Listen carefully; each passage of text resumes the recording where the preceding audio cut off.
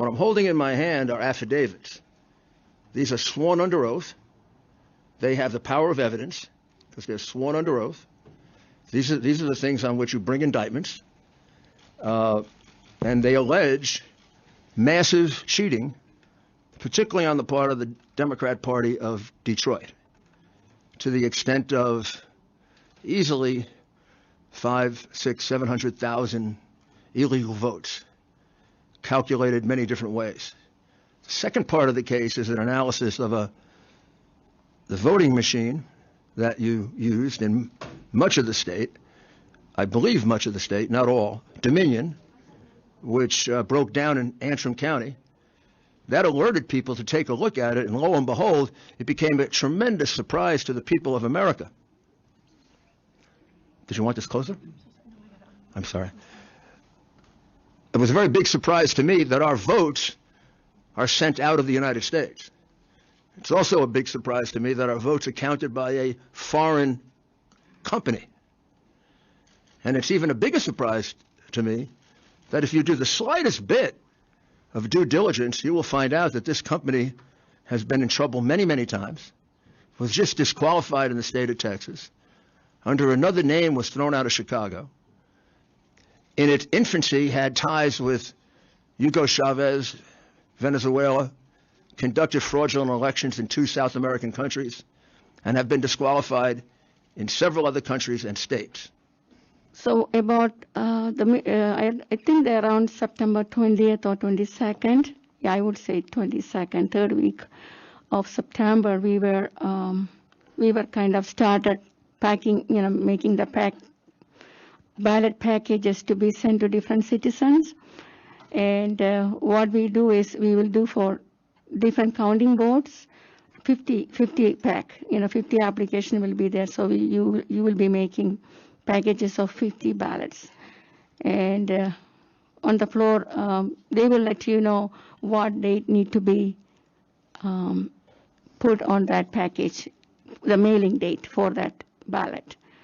So I notice time to time, basically every day, whenever you prepare that package, the ballot package is always either 3 days, back date, 3 days, not the same day, always days before that date.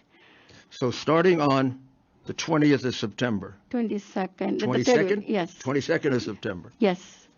For some days thereafter. Yes. Each day you were given a different date? Yes. In order to backdate? Yeah. Yes. The application. Is that right? Yes. And it was a different date each day? Sometimes you use the same date. Maybe consecutive days, maybe you will use the same date, but it was different. But it was never the correct date.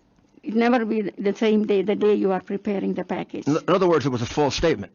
Yeah, it was a date prior to that date that you are preparing the. Who told you to do that? Whoever was the supervisor on the floor that day. When we listened to it last night, did the instructor from the city of Detroit tell you it doesn't matter if the address is wrong or the birth date is missing or there are no names? You must try and find a birth date. And if the signatures look different, find something about them that's the same. No application should be rejected. Is that the sum and substance of what? Was it a she or a he? That's a she. Is that what the female told you? Yeah, in a nutshell, that's what basically, you have to do everything to make sure, that voter, at the end, that voter should get a ballot and vote. Now, about 14 days before the election, your supervisor, who I think you told me her name is Carla, said that she had a meeting with her boss and that you should stop asking for driver's license or photo ID. Yeah, what she told me was they are all registered voters. You don't need any photo ID or driver's license. They can just, come and vote. Let the people vote. So basically, but as a processor, I was not comfortable doing that. So myself, I was, when they come to my table, I used to ask them at very low voice, can I see your driver's license, please? I used to get from all of them to make myself comfortable when I am issuing the ballot. But I was told not to ask because they are all registered voters. You asked them for driver's licenses and photo ID? Yes, I did. And what happened? I mean, that way I can verify their signature, the signature on the driver's license with the signature on the application and also the signature in the QVF. So I can verify all those three. And when they return the ballot to me, I can see how they are signing on the absentee ballot envelope, the return envelope. So basically all four locations, in the QVF file, on the driver's license, and on the application, and on the ballot return envelope. So they are good. If all four of them are matched, I will receive that ballot into the QVF, I'll save it, and I will place my initial on the ballot return envelope, ballot number, date, and again initial. So 2 initials I have to place on the ballot return envelope when I am receiving the ballot into the QVF. So I was doing that for each and every ballot that I issued. That's what is required by the Michigan official manual. You said that for your peace of mind, you insisted that people provide ID. Are you aware that people in Michigan can vote without identification? In fact, I've always voted that way.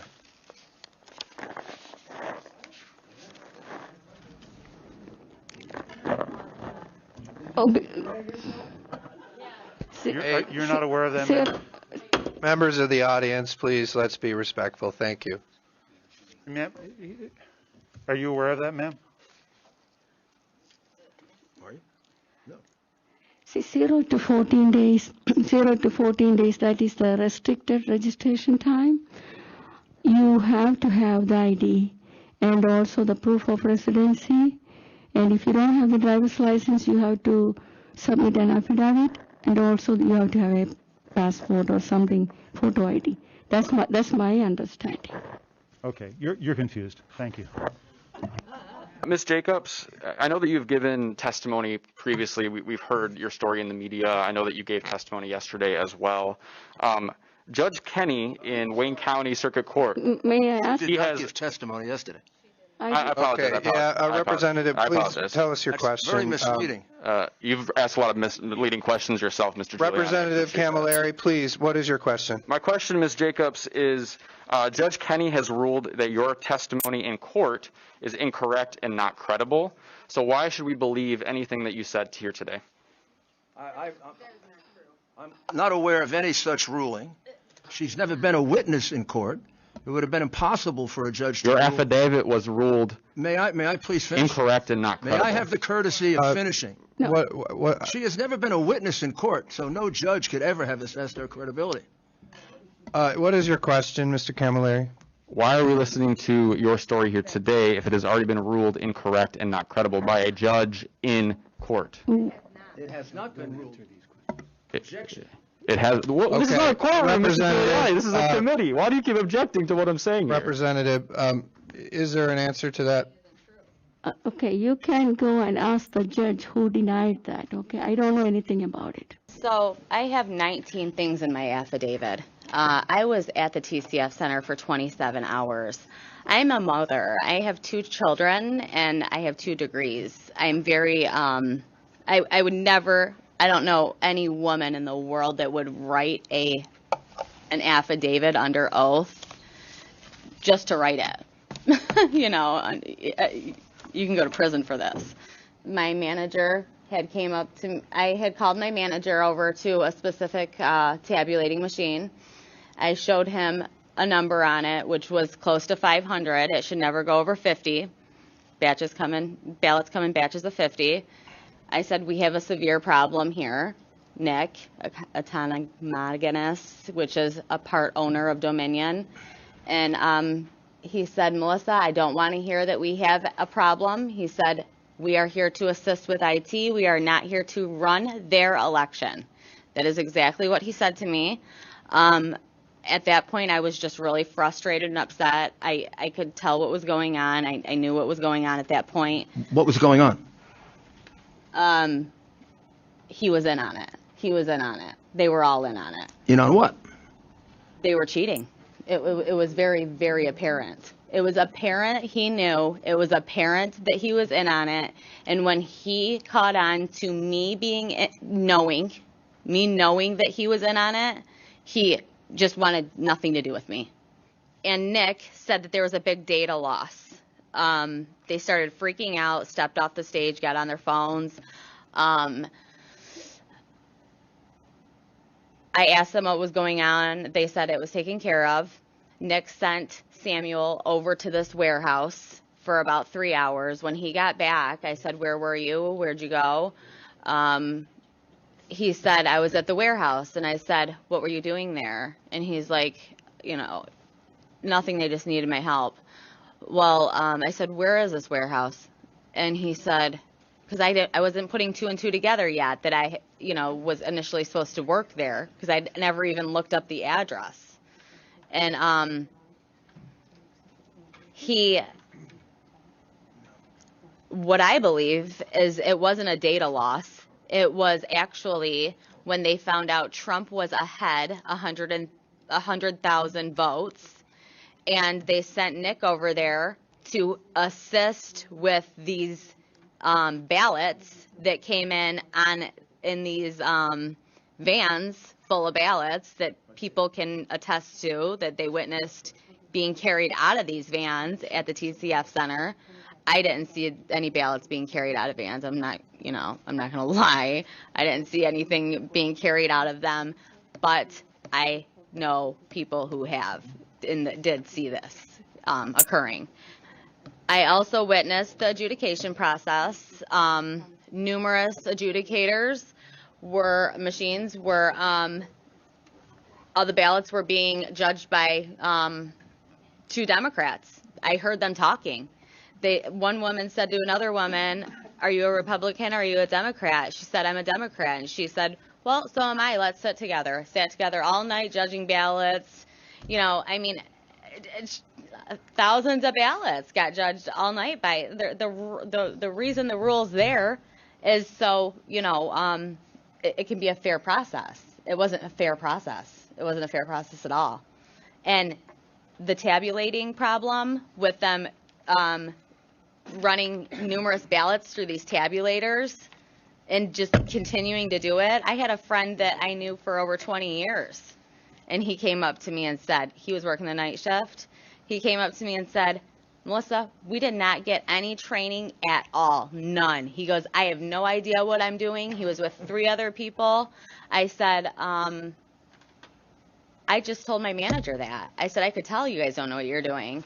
And he said, "Nope, we were trained on the adjudication process, not the tabulation process." And I said, "So you don't know what you're doing?" And he said, "Nope." I said, "Great, that's just great." But why is it that we're not having more people come forward? I mean, it seems like if there was tell all you this why. widespread fraud that, we'd have dozens and dozens of people. I'll tell you why. My life has been destroyed. My life has been completely destroyed because of this. I've lost family. I've lost friends. I've been threatened. My kids have been threatened. I've had to move. I've had to change my phone number. I've had to get rid of social media. Nobody wants to come forward. They're getting threatened. Their lives are getting ruined. I can't even get an actual job anymore. I can't. Because Democrats like to ruin your lives. That's why. All right. And again, I just want to tell everybody here that when we became a poll challenger, our intent was not to get into fights with anybody. I'm an immigrant, and this country gave me a platform to be what I am today. I run a successful IT business. I'm one of the fastest 50 growing companies in America. And I really love this country. When I became a citizen of this country, it was a choice I made. I had to give up my Indian citizenship to become a U.S. citizen. It's a choice we all make. That's a country we grew up in, but this is a country we chose to live. So we just have a lot of respect for this country. Putting ourselves out here, it's not fun. Trying to get our names out there, trying to just kind of intimidate us. You have to understand, coming to a country where we have nobody and then start our life here, it takes a lot of courage. So we do have courage. And especially for me to do this, it's really scary. It was very scary because I am a very private person. I have no social media accounts. I just like to live a very private life. But I knew what was at stake from what I witnessed at TCF, and my heart broke because I had a lot of respect. I still have a lot of respect for this country, and I don't believe in racism as like the mainstream media narrative. This country has given me a lot, and I'm very thankful for it. So today when I'm doing this, it's not because I'm trying to say who's good or who's bad. I'm just saying that this needs to be fixed. In a country like India, we have a national identification card without which we cannot vote. When we come into this country, we have a retina scan, we have fingerprints, everything when we're entering into this country through a border. How is that a vote, which is the single most important thing any person can do, is actually being cast without an ID, without any kind of oversight, and those ballots getting duplicated without an oversight, and all of this fraud that was happening, it was heartbreaking. So that's why I decided to put myself here. Another thing that I noticed is that there were Democratic challengers there. I don't even call them challengers. They were agitators. They were only there with one purpose. When GOP people or nonpartisan people signed up, we were only trying to ensure that there was integrity. Whereas when Democratic challengers signed up, their only purpose there was to intimidate the GOP people and get them out. So that was what was happening on the 4th when I got on the floor. I didn't have my GOP tag on, so automatically I was assumed to be a Democrat. And I have seen some women who came to me and said, let's get these MFs out. And she was singing that song. And for me, I don't listen to secular music, and these days you can't even tell what is cussing and what is a song. So I thought maybe she was really singing a song. But then when I saw that she was targeting white male Republicans, accusing them of something like your mask slipped, you were not 6 feet away, so you need to go out, and your phone was out, and they were really intimidating all these white people. And I put myself out there, tried to help them, saying, why are you getting them in trouble? And they said, why are you taking their side? Then I showed my GOP tag, and then she said to me that I'm on the wrong side because I had a GOP tag on. I was literally shocked that, somebody can judge me because of my political affiliation and say whether or not I'm on the right side or wrong side. I can think for myself. But then at that point, I saw that Republicans were getting escorted, and so many people got escorted that we became pretty scarce. We couldn't even man, we had only one person manning 4 or 5 tables because we were so low on numbers, and there were so many Democratic challengers there. So I just went to Election Integrity Fund and got my nonpartisan tag. And the reason I did that was not because I was not there for my party or trying to do something on behalf of my party. I'm just trying to ensure that the right thing is being done. So when I got the nonpartisan tag, at the counting board, the poll workers were very respectful because of my nonpartisan tag. But when I had the GOP tag, the first thing they said is 6 feet. You know the rule or you will be sent out. The center of the room, they have all the boxes lined up, and then they have one table full of the duplicate ballots. As I'm sure you're all familiar with duplicate ballots. So they have a table for duplicate ballots. Throughout the entire night, many employees were conducting theft of duplicate ballots. So they would come up to the table of duplicate ballots, grab 3 or 4 duplicate ballots, run back to their table, give one to another person at another table, and never complete the duplicate process. They would stash the ballots under boxes, and I would have to stand there for about 5 minutes and just wait for a duplicate process, and they would just look at me, and it was never ever completed. So that happened throughout the entire night. Then around 4:30 a.m. we had an announcement that a new shipment of ballots were arriving, and these boxes of ballots were brought in by Mr. Baxter himself at 4:30 a.m. from the rear of the room. So I personally witnessed Mr. Baxter carrying boxes from the rear of the basement of the TCF Center into the tables. So each box, I approximate 600 ballots. And it was like a full, what you have to know is that these tables, there's about 7 tables. They were 10-foot tables each. Every table was full of boxes of ballots. It's not tens of thousands or 20,000s. I approximate 50,000 ballots were brought in. Now, were all of those ballots brought in from the rear entrance to the TCF Center? I don't know. They were brought in from the TCF Center, but there was a lot more than just the ones that were brought in from the rear entrance to the TCF Center. And I'm talking, this is the 6 a.m. This is when we're starting at 6 a.m., the 4:30, 5 a.m. It was 50,000 ballots on the table, equal to the 2 rounds that we did before. We did a round around 10 p.m. to about 1 a.m. and then 1 a.m. to about 4 a.m. And then the boxes were brought in from the rear around 4:30. Then they had the shift change from around 5 to 6. So with the shift change, most of the volunteers were tired at this point. They only expected to be there from 10 p.m. to 5 a.m. So 90+% of them left at 5 a.m.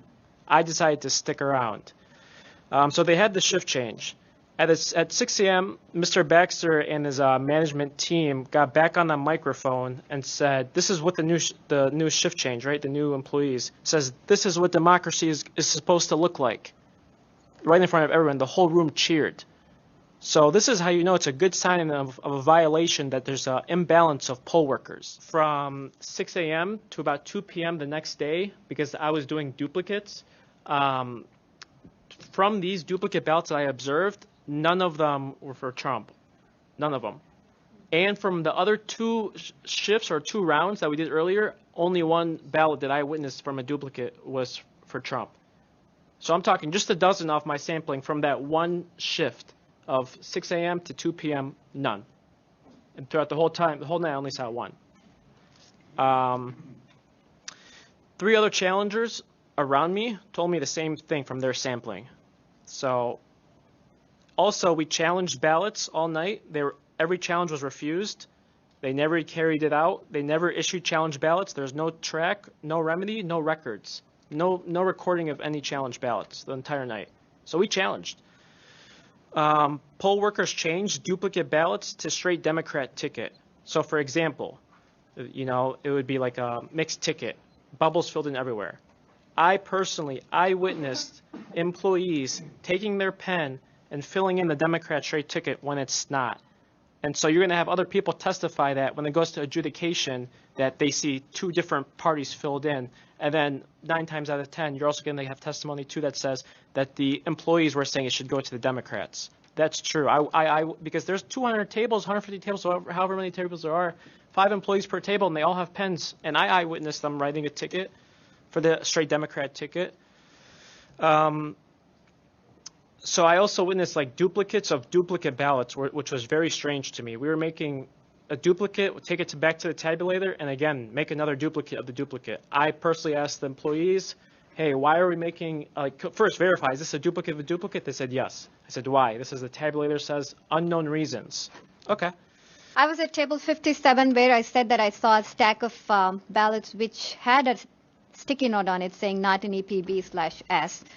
They didn't know what that meant, but it didn't take me long to figure out why it was saying what it meant.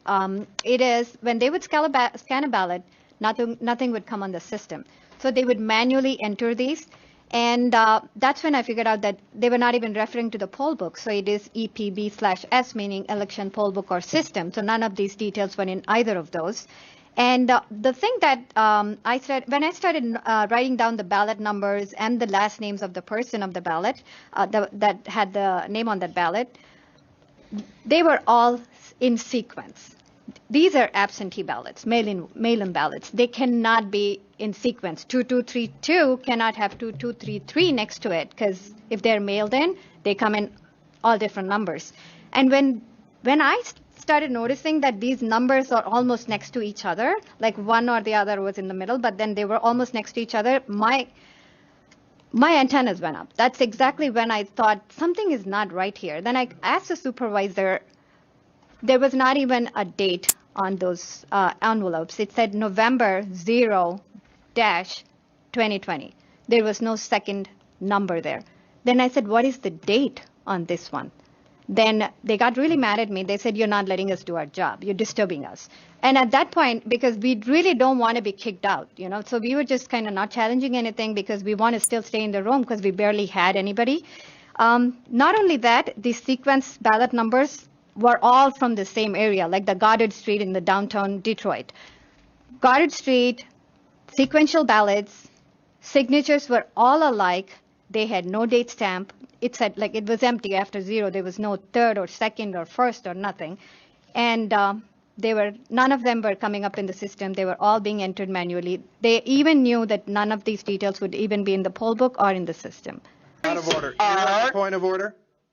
I'm sorry? Do you have a point of order?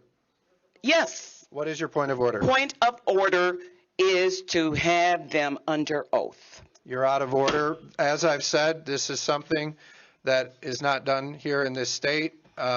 It's really only... it may not be done under the state, but you're allowing people to come in here and lie, and I know they're lying. Representative, you're out of order. I've indulged you, but you're out of order, and we're going to move on. On behalf of my witnesses, I would like to point out that every single witness we've presented here has sworn an affidavit as to all of these facts.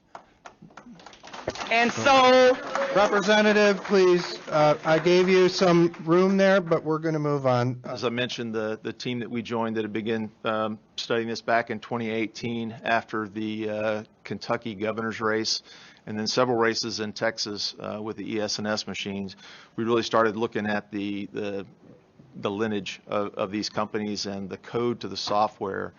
And they really seem all go back to Smartmatic, or SGO Smartmatic. They do have licensure agreements between Smartmatic and Dominion, between Smartmatic and ES&S, which is another major voting machine. And really the core of these voting systems are rife with vulnerabilities. I was an information warfare officer, so I looked at ways to penetrate, defeat, and corrupt other systems, whether it was through electronic warfare, through other means. And these systems are highly vulnerable to penetrations at multiple levels throughout the system. The easiest way and the most discreet way is USB drives. In classified systems in the military, I worked with both secret and top secret and other special access programs. All those machines had the USB drives deactivated. You could not use them just because of the critical vulnerability. These machines all work off of USB drives, and so we've found in dealing with Pennsylvania and in Arizona, there is no control, there is no chain of custody in the USB drives. Workers can stick a USB drive in. We could stick a USB drive into any of our laptops. You don't know what's on there, and you can change software, you can change operating systems with the USB drives. Through some of the leaked information from the Panama banking system that SGO, Smartmatic, and Dominion both share a physical address in a small building in Barbados as registry headquarters. So these companies share licensing agreements. They share a common core of their DNA is the code, is the software. And I'll be happy to provide you an electronic copy of this operator's manual. And when you read through here, and you can see all the options that administrators and operators of these systems have, like some of the previous witnesses mentioned, they can assign, they can vote blank ballots.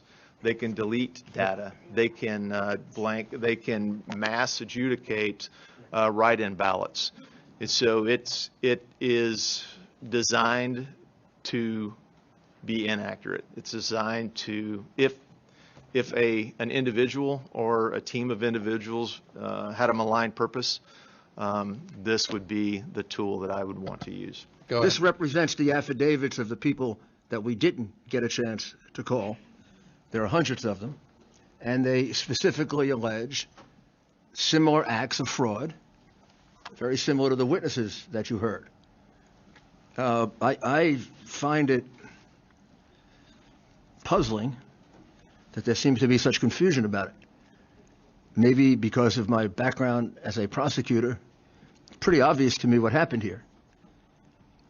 The Democratic leader in Pittsburgh, in Pittsburgh, Pennsylvania, or in Philadelphia, or in Detroit, or in Las Vegas, or in Phoenix, or in Milwaukee, or in Minneapolis, or in Atlanta, didn't wake up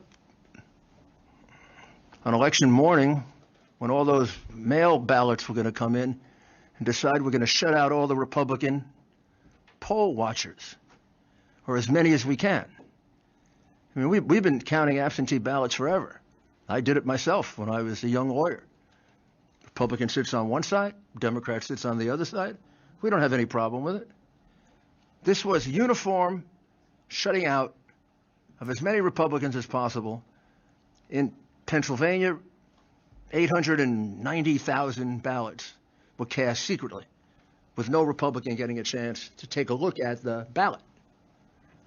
And in Pennsylvania, there are 600,000 more votes counted, mail votes counted, than mail ballots they can find. This is a swindle. It's a con job. It's a theft of an election. And you should spend time taking a look at Pennsylvania. Look at Philadelphia. Look at Pittsburgh. Look at how eerily similar it is to what these people testified to. Read the rest of these and see that there are hundreds of people that back them up. That election center in Detroit was a disgrace. You should be ashamed of it as citizens of Michigan. I would be ashamed of it if it was in New York, and it could easily be in New York. And I would do everything in my power to make sure it never happened again.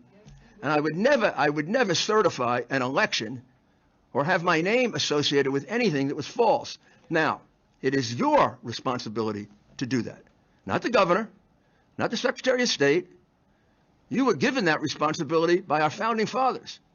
They decided who would be the final arbiter, who should overlook a presidential election. And in Article 2, Section 1, Clause 2, the power is given to you. In the McPherson case in 1892, the United States Supreme Court made clear that you can take that power back any time you want to. Yes. Anytime. You can take it back tonight. You can take it back the day before the electors go down to Washington. You can take it back any time you want. And in case you think it's old law, it was reiterated in Bush v. Gore. You have the right to take it back. You are the final arbiter of how honest or not your election is in your state. And it's your responsibility to stand up to that. And all I can tell you is, we let them get away with this. I don't know what happens after this. This was a concerted plan to fix this election.